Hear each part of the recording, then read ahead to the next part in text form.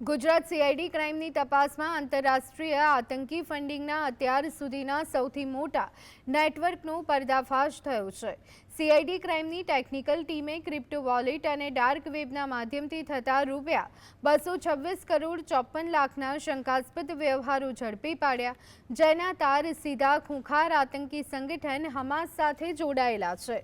દેશ વિરોધી કાવતરાના અમદાવાદ અને મુંબઈ કનેક્શનમાં કુલ 20 લોકોની ધરપકડ કરાઈ, જેમાં લંડનની જેલમાં બંધ નાર્કોટિક્સ ગેંગના ભાગીદાર મોહસિન સદીક મૌલાની અને પૂર્વ કાઉન્સિલરના પુત્ર ફૈઝ અહેમદ ચિશ્તી સહિત અમદાવાદના કોટ વિસ્તારના 5 અને મુંબઈના જીશાન મોતીવાલા સહિત મુખ્ય 6 આરોપીઓ સામેલ છે।